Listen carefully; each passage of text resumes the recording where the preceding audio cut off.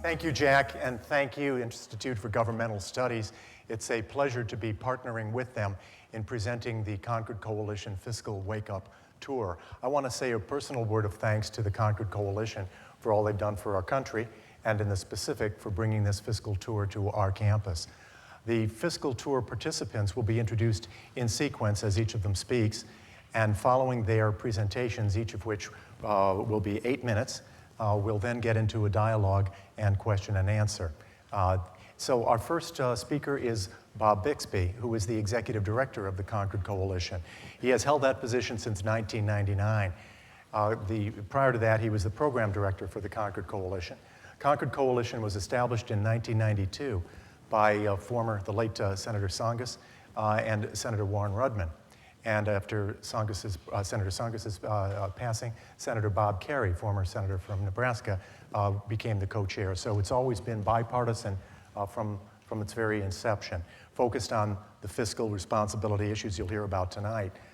Executive Director Bixby holds his bachelor's degree from the American University, his law degree from George Mason University, and a master in public administration from the John F. Kennedy School of Government at Harvard. Robert Bixby.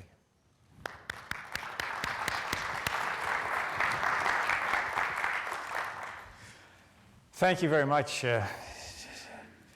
Dean Campbell. And I should say everybody's been saying nice things thanking the Concord Coalition, but it is we do take the lead on the logistics, but our partners in this are the Heritage Foundation, the Brookings Institution, and Dave Walker from the Government Accountability Office, and so it's a joint effort of several organizations coming together on the Fiscal Wake Up Tour. And we have indeed been going around the country following, we've been to places like New Hampshire and Iowa and South Carolina and Florida. If you're seeing a pattern here, you might understand that we're sort of looking at some of the key presidential states, and this year we'll be going to some of the battleground states. It's not as if any of us is going to run for anything. People understand that after they hear what we've had to say. It's a slightly different message than they're used to hearing it. But we know that that the next president is going to have to make some crucial decisions, and so it's important for voters, whether they favor Republicans or favor Democrats or independents, whatever, to know that candidates appreciate the magnitude of the fiscal challenges facing our nation, appreciate the need to make some trade-offs in finding solutions, and the importance of acting sooner rather than later. Now, when the next president takes office, they're going to do so with a budget deficit of about $400 billion. That means that the government will be spending about $400 billion more than it's taking in. That is a challenge, but in fact, it is not the really big challenge. It's actually more the tip of the iceberg. Deficits of this size, often in the past, have been caused by factors that are at play now, such as a slowing economy and war. There's a big difference this time, and the big difference is the really big challenge that we're here to talk about and have been on the Fiscal Wake Up Tour. The difference is that the nation is entering an unprecedented demographic transformation to an older society. And we're doing that against the backdrop of rising healthcare costs and very low national savings. And the combination of all of those is a very lethal one for the future health of the economy. Consider three factors. Right now, Social Security, Medicare, and Medicaid, the three biggest federal entitlement programs, comprise 42% of the federal budget. That's quite a bit, and if you keep in mind that the baby boomers haven't really begun to retire yet, just now beginning to qualify for early retirement under Social Security. Now you add in the demographic factors, and you can see that that will put a lot more pressure on these three programs. The percentage of the population age 65 and over is going to go from about 12% today to about 20% over the next 25 years. But demographics alone aren't the only problem. On top of that are rising healthcare costs. Healthcare costs have been rising faster than the economy for the past 40 years by a rate of about 2.5% a year.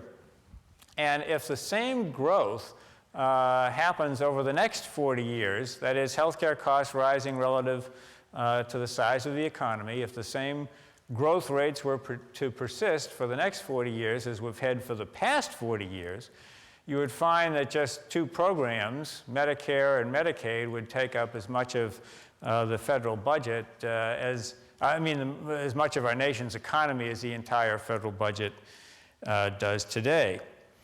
Now, other speakers will talk about some of the implications of that for the future. I'd like to drop back now just to the present and show you a freeze frame of last year's federal budget and where it came out. And this is where we ended up on a cash basis with a deficit of $163 billion. But the thing I would like you to note is that top line on the spending side. That is the net interest. The government spent about $238 billion on interest. Now, when the government runs debts, it has to pay interest when it borrows money, just like anybody else. And $238 billion is almost 10% of the federal budget.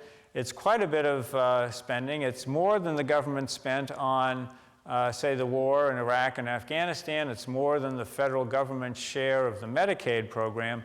So if you occasionally hear people say that deficits don't matter, this is a very, if they didn't matter, we wouldn't be paying $238 billion, or about 10% of the budget. Now, changing course. Let me, before we change course, let's talk about where things stand as a percentage of the economy. Very often, people will talk about these issues as a percentage of GDP, as a percentage of the economy. It's a more relevant way of looking at these things than dollar figures alone. And if you look at this, you see that more or less by coincidence, we're not too far off our historic rates at the present time.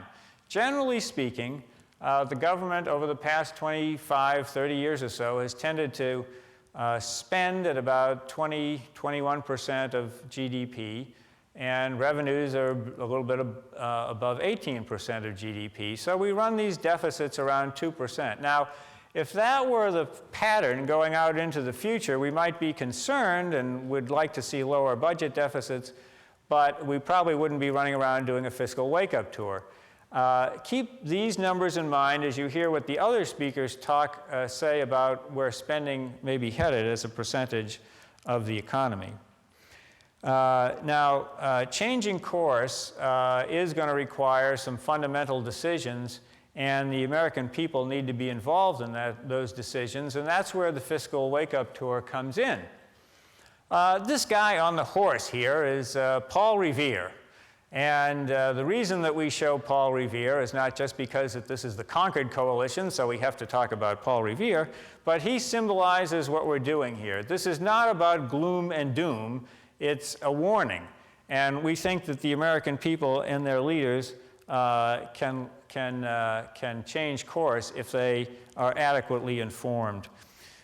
Members of the Fiscal Wake-Up Tour do not agree on the right level of spending, taxes, and debt, but we do agree on the following points. We all agree that current policy is unsustainable, that there are no quick and easy solutions that people like to talk about, like cutting waste, fraud, and abuse, or just simply trying to grow our way out of it.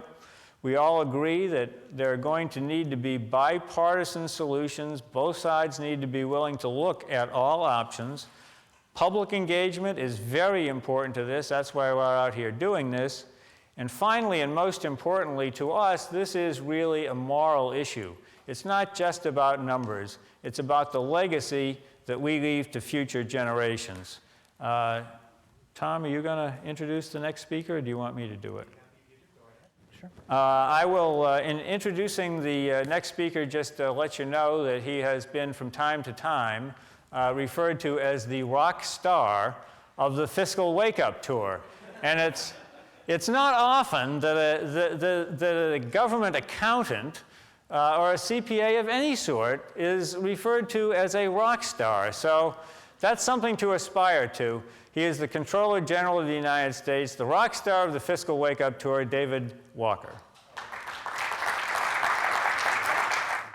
Since we're meeting here in the Arthur Anderson Auditorium, that I was a partner with Arthur Anderson and Global Managing Director for 9.5 years before they had their problems. I had nothing to do with Enron, WorldCom, waste management, you fill in the blank, but in any event. And also, in the interest of full and fair disclosure, 1 week from today will be my last day at GAO, because I'm going to become the CEO of a new foundation, the Peter G. Peterson Foundation, which will be focused on this and other sustainability challenges, because Washington is broken badly. And there need to be a lot more aggressive efforts in order to try to be able to help make sure that elected officials make tough choices sooner rather than later. And frankly, I've gone about as far as I can as Comptroller General, and you need to go further. So we're going to bring more flexibility and financial resources to the target to hope that we can end up getting some results sooner rather than later. But with that, let me talk to you a little bit about where the budget has been, where we are, and where we're headed. And it's the last part that's the problem. It's not today, it's not the past, it's where we're headed.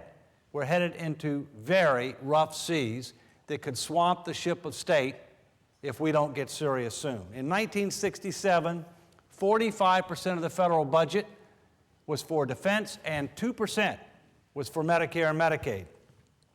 In 2007, 21% was for Medicare and Medicaid and 20% for national defense. In 1967, when the Congress came to Washington, they got to decide how 2/3 of the federal budget would be spent. In 2007, it was down to 38%. Stated differently, 62% of the federal budget was on autopilot, and a significant portion of that 62% is represented by blank check. The United States is the only country on the face of the earth that writes a blank check for health care cost. No one can afford to write a blank check for health care cost, including the United States, because if there's one thing that could bankrupt America, it's runaway health care costs. Now, interestingly, those of you that are connoisseurs of the Constitution, as I am, will find that if you go back and look at the express and enumerated responsibilities the Founding Fathers ascribed to the federal government at the beginning of our republic, all of those are in the 38% of the budget that's getting squeezed.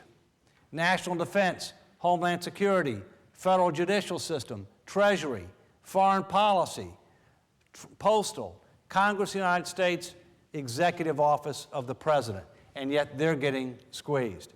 The federal government has 3 deficit numbers. I wouldn't say it has 3 sets of books, but it definitely has 3 deficit numbers. And guess which ones elected officials like to talk about? The least bad numbers, the middle set of numbers.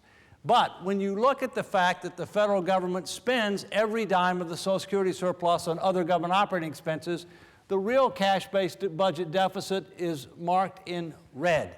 And guess what? That $163 billion number for 07 is going to be 410 in 08, and you can add to that 410 about another 180 billion that will be spent in the form of the Social Security surplus being spent on something else.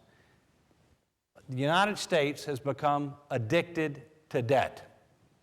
We're running deficits in good times and bad, adding to our debt burdens, and unfortunately, too many American families are following the bad example of their federal government. They're spending more than they make and increasing their debt burdens.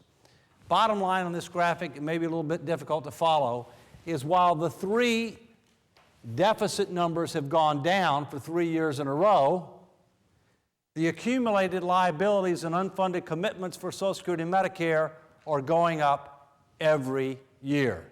And as I just mentioned, the deficit is set to escalate dramatically this year. Here's the real problem. Forget about deficits. Forget about current debt. That's not the real problem. The real problem is this graphic. In the last 7 years alone, the total liabilities and unfunded commitments for Social Security and Medicare, the difference between what has been promised and the amount of dedicated payroll taxes and premiums to deliver on those promises, the gap in current dollar terms has grown from $20 trillion, there's 12 zeros to the right of that 20, to $53 trillion in 7 years. From 20 to 53 in 7 years. And the Medicare prescription drug benefit alone is $8.4 trillion, and Medicare is $34 trillion of the $53 trillion. Now, how do you translate $53 trillion into something that we might be able to relate to? It's 90% of the estimated net worth of every American. It's $175,000 per person, including each newborn. It's $440,000 per household, and median household income in America is less than $50,000 a year, believe it or not. And by the way, that $53 trillion number is going up $2 to $3 trillion a year by doing nothing. That's the cost of waiting. 7 years ago, this is what our fiscal future looked like. The line represents revenues as a percentage of the economy. The bar represents spending. You can see that we had short-term surpluses and fiscal sustainability for 40-plus years. We actually thought we were going to pay off all the national debt in January of 2001. That's why you don't see any blue line at the bottom of the bar, because it was all paid off. We don't have to worry about that anymore. This is where we stand today, based upon reasonable assumptions.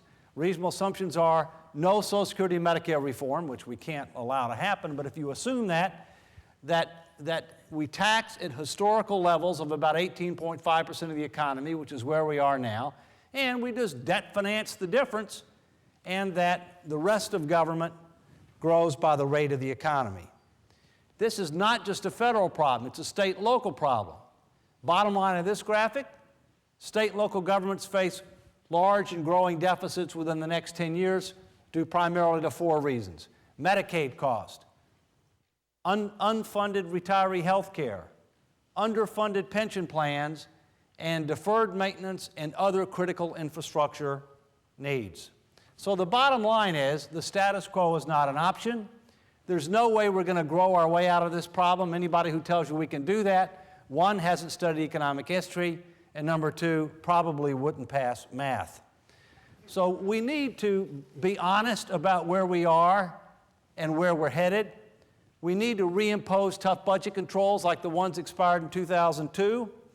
We need to reform our legislative processes to consider the longer-term cost and affordability of tax and spending proposals. And we're going to need to transform our entitlement programs, the base of spending, and tax policy. It's a heavy lift, but we're going to have to do it all in installments over the next few years. Believe it or not, this great nation, possibly the greatest in the history of mankind, on a set of key outcome-based indicators, is ranked 16 out of number 30 for major industrialized nations. I can tell you that as a certified public accountant, that is officially below average. We can, we must, and I believe if we get serious, we will do better. The sooner we get started, the easier it'll be. Public education engagement is critical, but keep in mind, this is not just about numbers, it's about values. And I'll give you a word, stewardship. And I'll also let you know that it's not just about values, it's about people. And here's who it's about for me. These are my 3 grandchildren. I got married at 19. I've been married to the same woman for 36 years. These are our grandchildren. They didn't cause this problem. It's their problem. They're going to pay the price. They're going to bear the burden if tough choices aren't made, and they're obviously too young to vote. They don't have a voice. Their granddaddy is their voice. Thank you. Alice Rivlin is our next speaker. She has just about every major position in fiscal responsibility in federal government. She was the founding director of the Congressional Budget Office. She was the vice chair of the Federal Reserve. She was the director of the Office of Management and Budget. She was an assistant secretary in the administration of President. Oh, you don't have to talk about that. Simply too many credentials. Received her master's and PhD from Radcliffe College of Harvard University and her undergraduate degree from Bryn Mawr. Right. Alice Rivlin. Thank you, Tom. I'm going to be very retro. I'm not going to use slides. I'm here with my colleagues from across the political spectrum because I share with them a strong conviction that Americans are not facing up to a really big problem that we've created for ourselves. We've made more commitments to spend federal money than we can afford to keep. These commitments or promises are built into the three big programs, Social Security, Medicare, and Medicaid. We need to re-examine those commitments to look at the resources that we will have available over the coming years, the other claims on them, and decide what to do. Doing nothing is not an option. Now, this problem is not insoluble. Sometimes when we talk in trillions and all of these big numbers, it sounds like, oh, we could never do anything about that. There are many solutions, but it won't solve itself, and the longer we wait, the more painful the choices are going to be. Now, these are good kinds of problems to have. They grew out of good intentions to protect seniors and the disabled and low-income people from loss of income and from the rising cost of medical care. And it's a good thing to have people living longer, and health care is more effective, and that's good too. It's also more expensive. But these successes and good intentions create serious problems for the federal budget.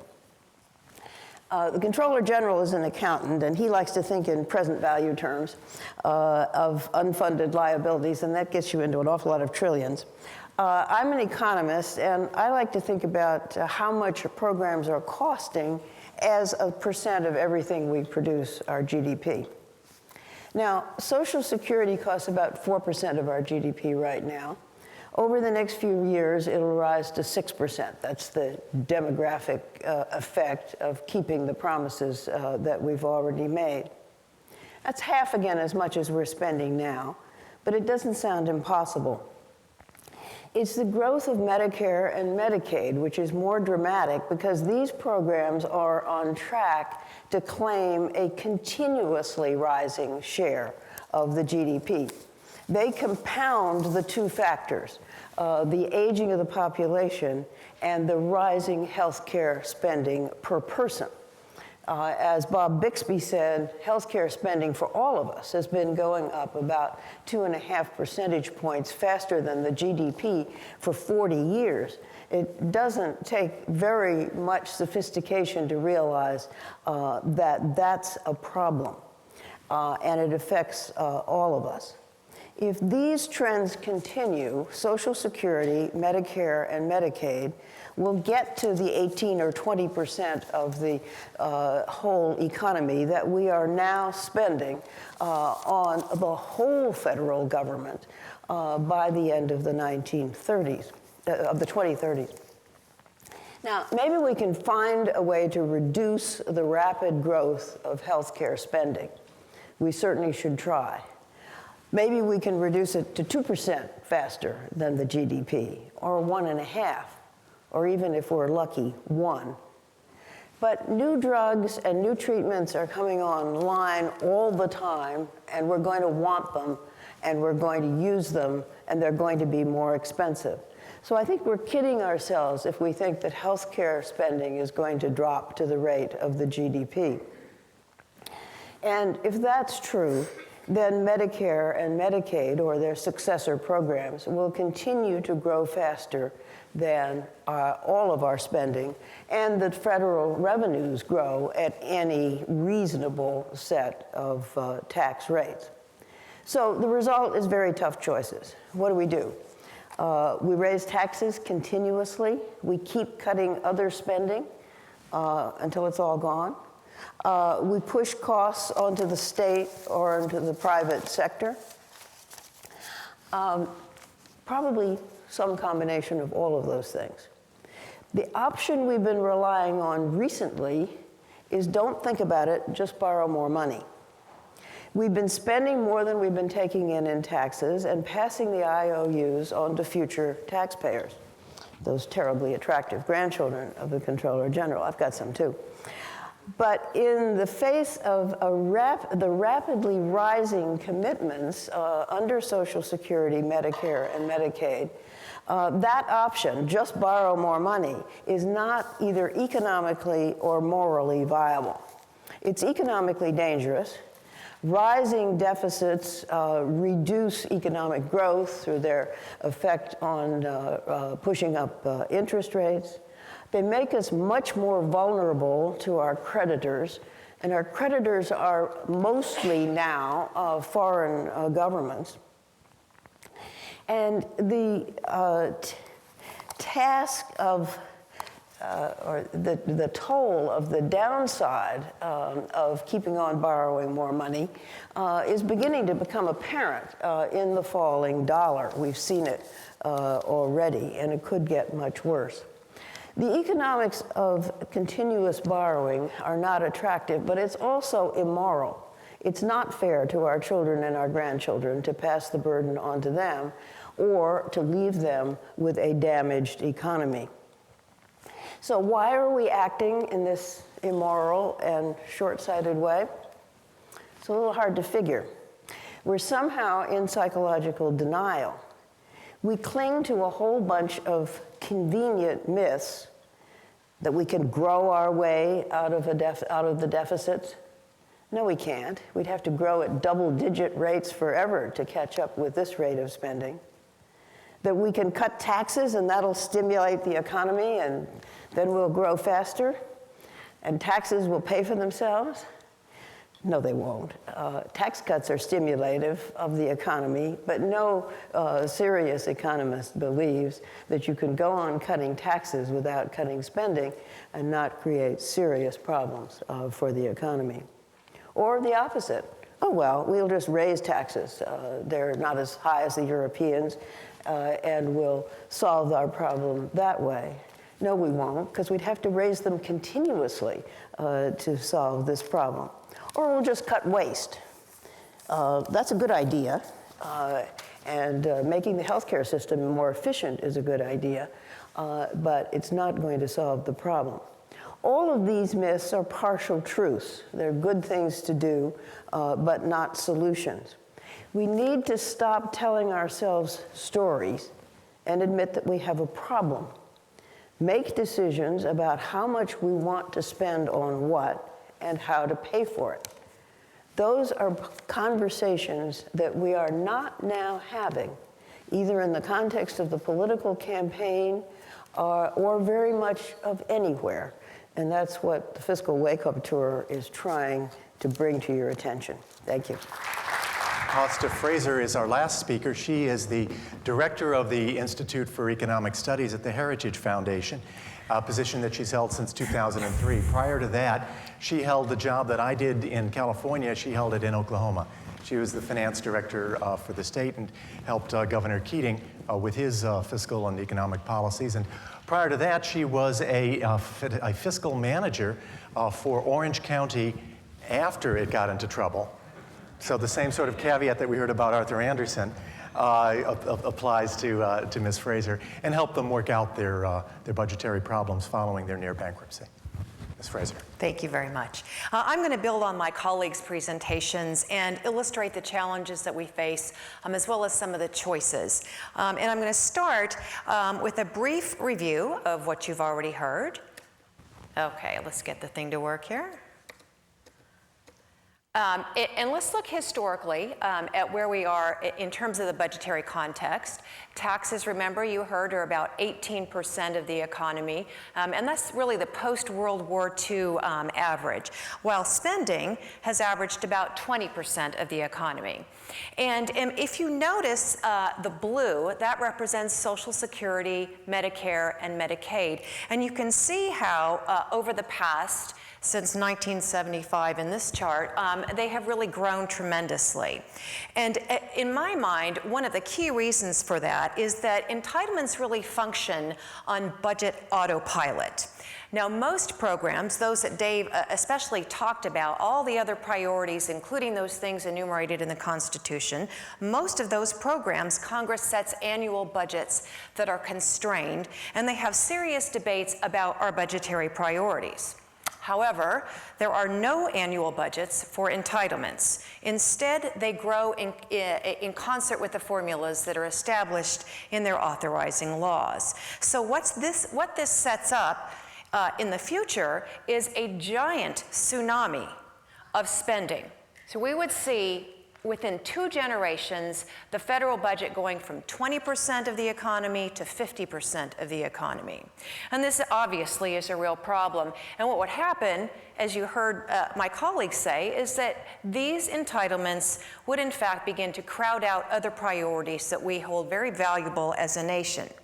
Now, on this path, what would happen if interest rates increased as we have ever larger deficits and debt? Well, you see here, with a very modest interest rate increase, the fiscal meltdown happens even sooner.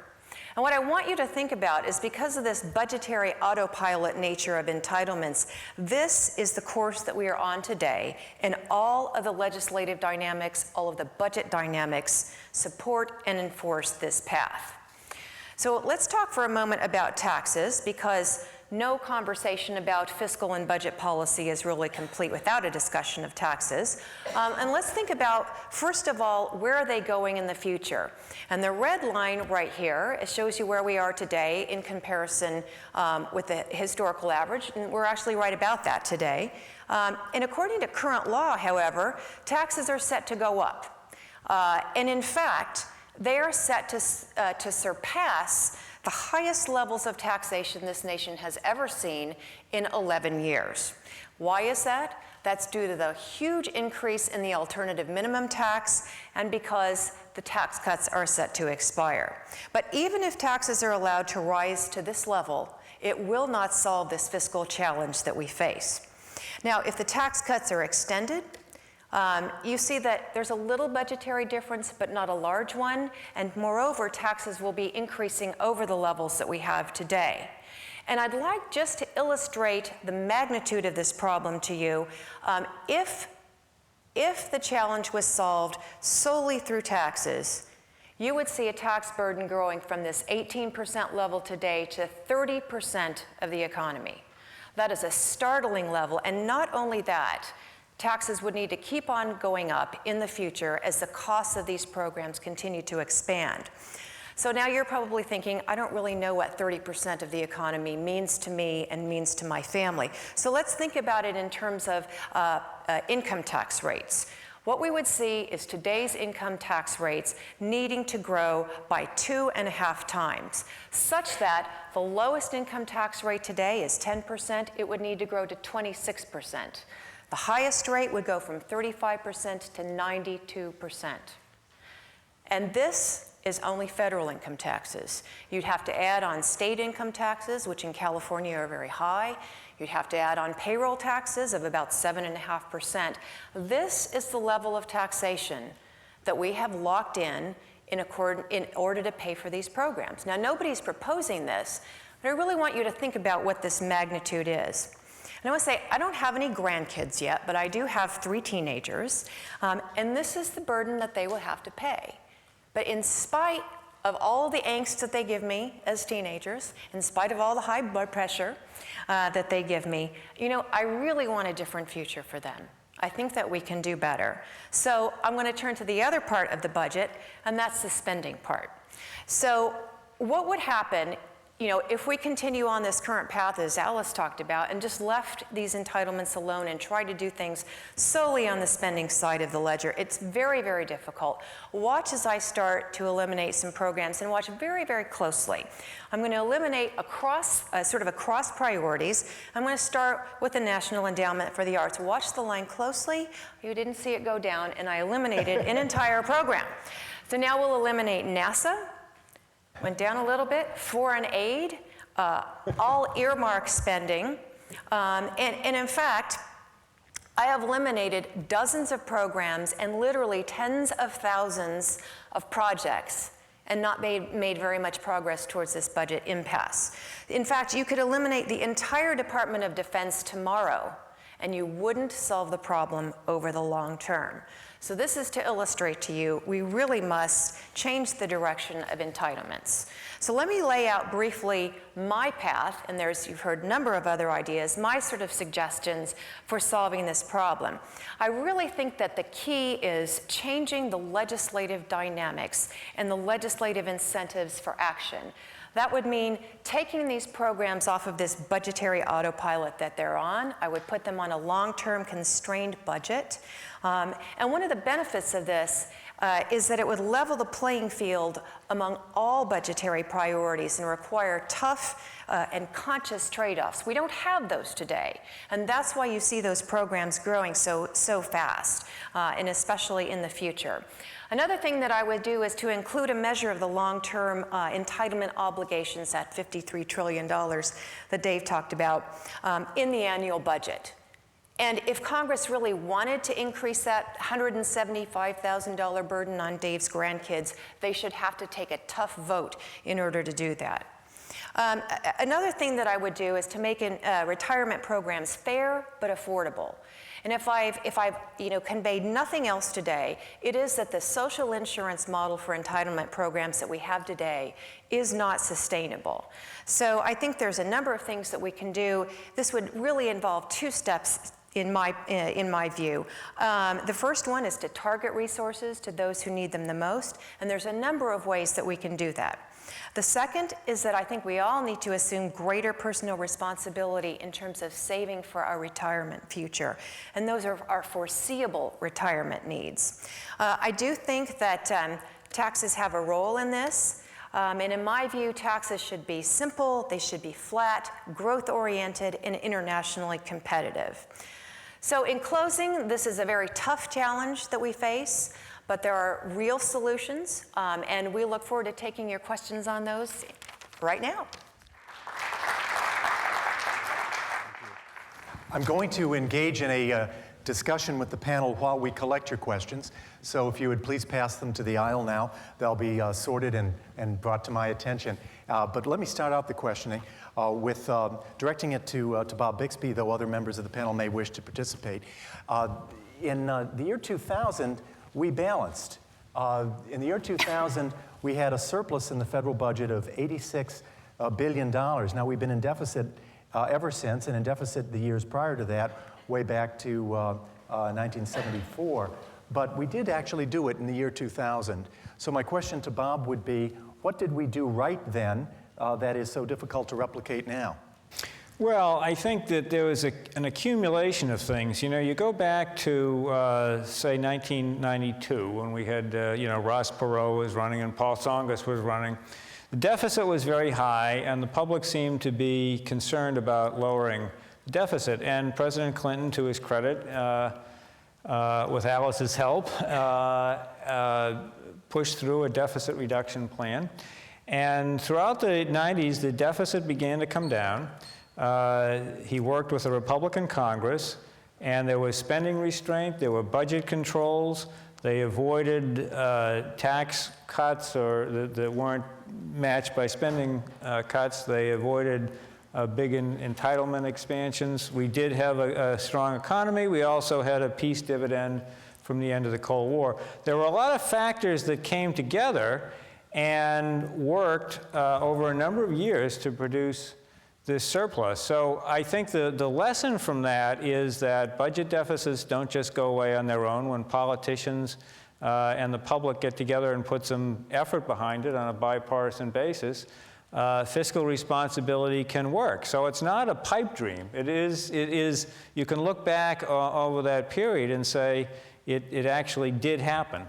I'll turn to Alice, and may I, in turning to you, ask if Graham-Rudman-Hollings had any good effect in that? I don't think Graham-Rudman-Hollings was a well-intentioned piece of legislation, but it was not effective.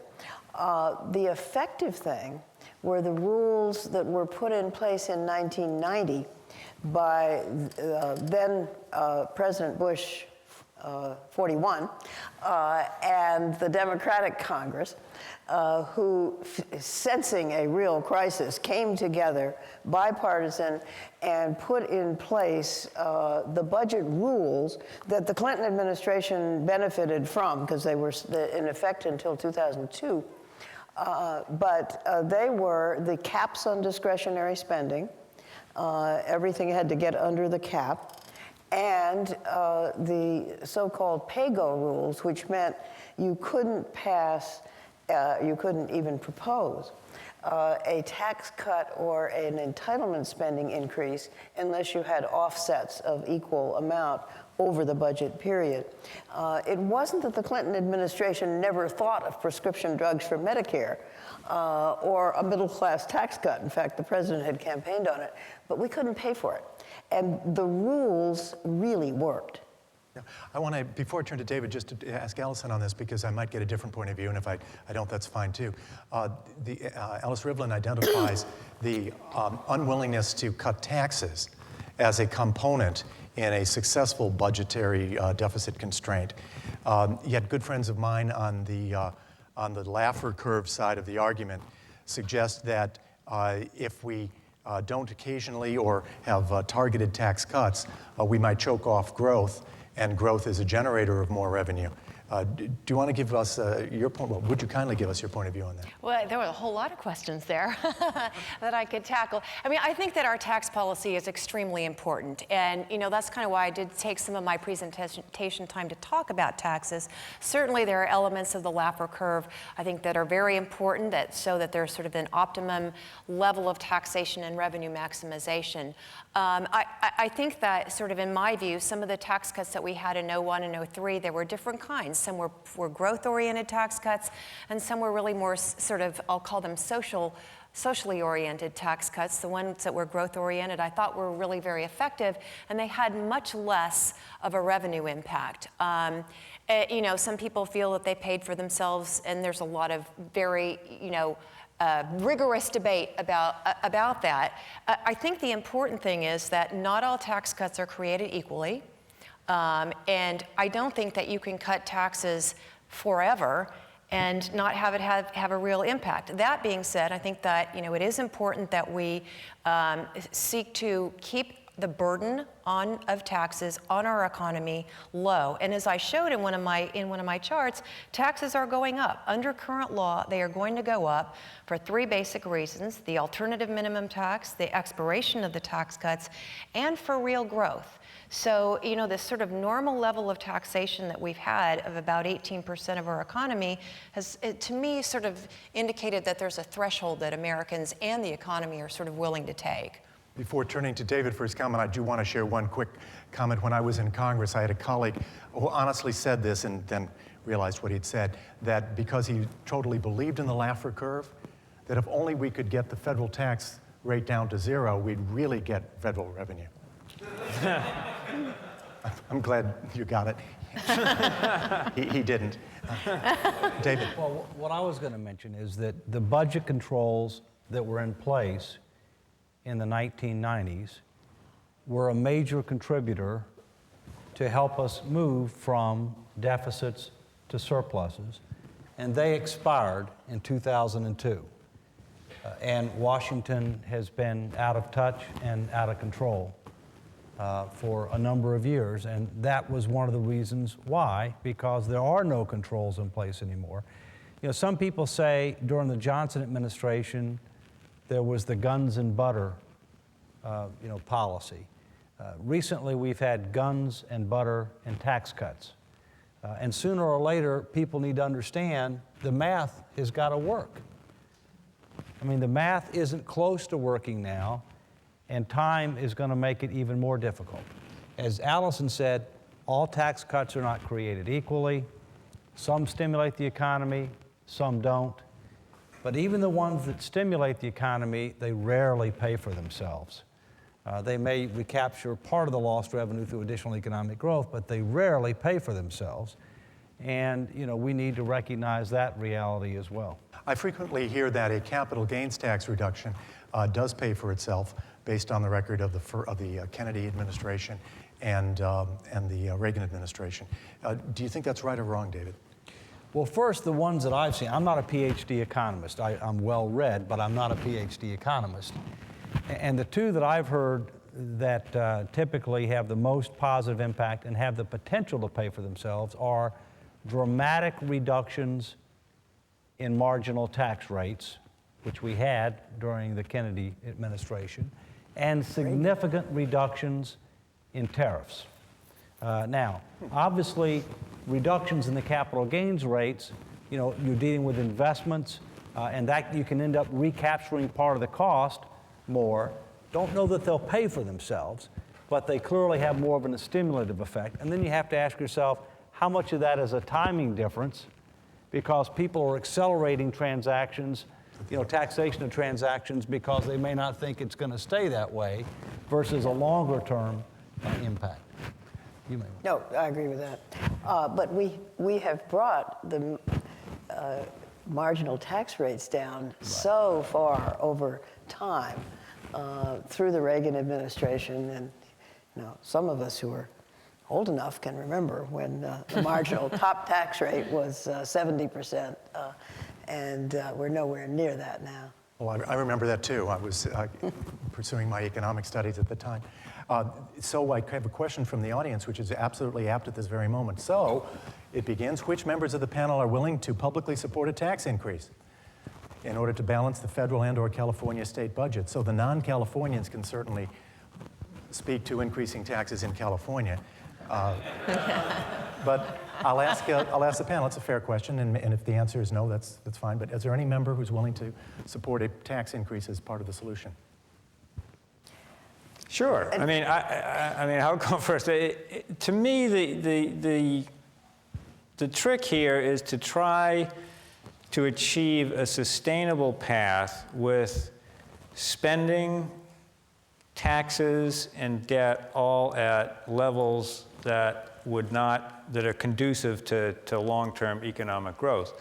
You can't think of taxes and spending as two separate issues. So to the extent that you're not going to make spending reductions, and as we all emphasize, the spending reductions we need to worry about are not the things that you usually hear about, the waste, fraud, and abuse, and the pork barrel spending, earmarks, that sort of thing. It's the two federal health care entitlements and Social Security that are driving the long-term growth. So to the extent that we do not reduce spending on that, we're going to have to raise revenues to pay for it. So I think it's going to take a combination of both, probably. Very well. David, you're next.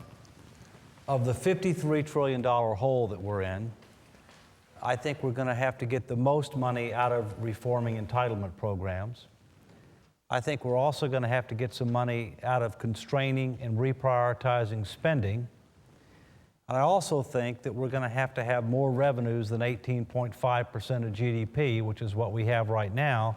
But that should be achieved through comprehensive tax reform, because I think our current system right now is very inefficient, very ineffective, not very credible. One must keep in mind, based upon the graphic that Allison showed, that under current law, if you do nothing, taxes will rise to about 24% of GDP. We can solve the problem at less than 24% of GDP, at materially less than 24% of GDP, if we act sooner rather than later. On the other hand, if we don't act, then Allison's chart also showed that if you tried to solve the problem through taxes alone, which would be fundamentally imprudent, you go to levels far in excess of that.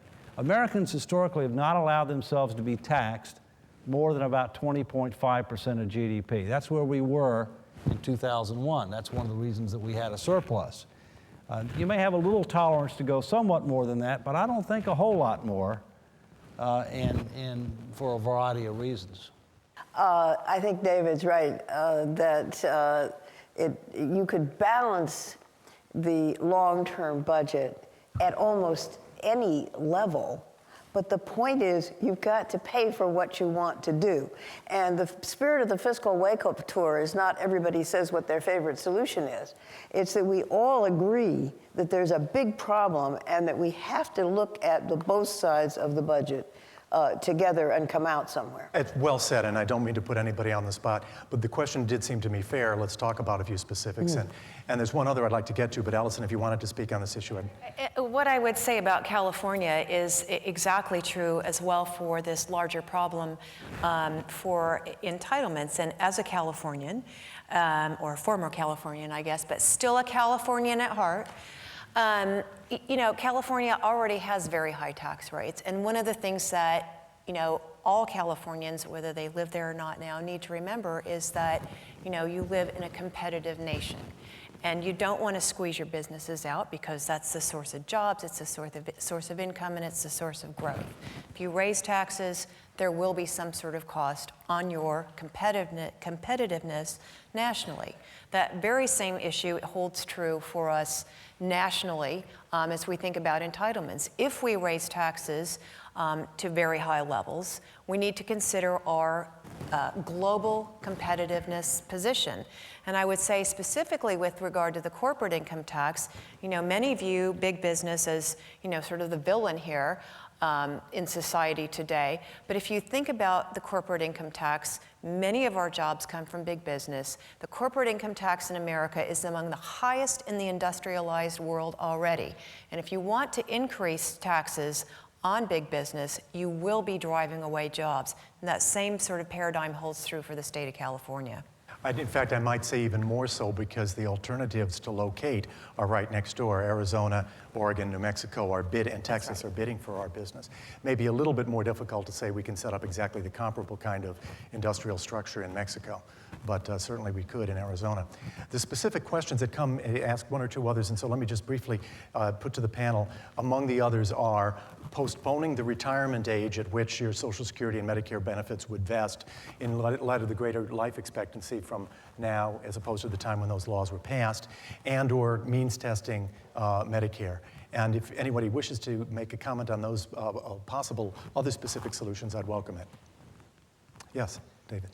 I think one of the elements of Social Security reform should include a further increase in not just the normal retirement age and indexing it to life expectancy gradually over time, but also the early retirement age.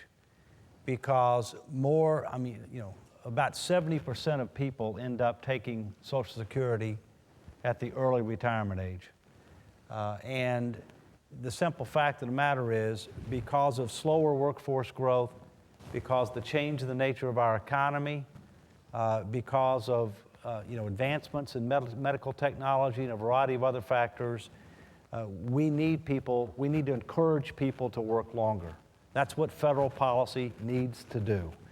Now, if people can afford to retire earlier, fine, but federal policy needs to encourage people to work longer. Last, on Medicare and health care in general, I think there's no question that federal policy needs to better target taxpayer subsidies for health care and better target tax preferences for health care than we do today.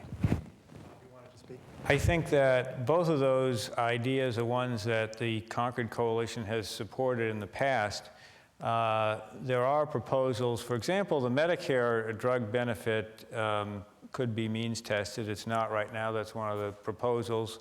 Medicare Part B, which is another part of Medicare, does have a modest means test, simply meaning it's a reduction in the subsidy. I mean, Medicare is Part B and D, the drug program, is 75% financed out of general revenues. And so everybody's getting a subsidy in the size of their premium. So the idea there is it's really not so much means testing as most people understand that, but as a matter of income relating the premium so that upper income people get a less generous subsidy from the other taxpayers. And I think that that's a good idea, but you have to be realistic about the savings you get from something like that. You really don't get huge savings from that. When the Concord Coalition did a means testing proposal back in the mid-90s for all federal entitlement programs, we found that in order to get really big savings, you had to start the means test at about the median income. And a lot of people at that level of income did not consider themselves sufficiently affluent that they should be means tested for anything. So you really do need to I mean, I think those are good ideas, and I think they should definitely be done, particularly changing the longevity, as Dave mentioned, for Social Security and even for Medicare. But on the means testing thing, we should do it, but you're not going to get huge savings out of it. There are a number of questions on the international implications, so let me turn to that. They go into a couple of different directions, but if I put them out at the same time, perhaps you'd respond to what you were most comfortable responding to. The first would be, are there any lessons that we could learn from other countries which have the same kind of demographic shift, or even more so? I might remark in this connection that I was in Japan last week, and of course they have a very big demographic shift towards the older side, and that their budget deficit is running at a ratio of 168%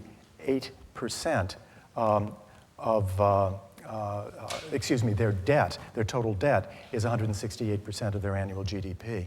Our total debt is 67%, so substantially lower as a percentage of our GDP. And then the other direction the questions are running are, should we be concerned that so much of our public debt is held by foreign investors?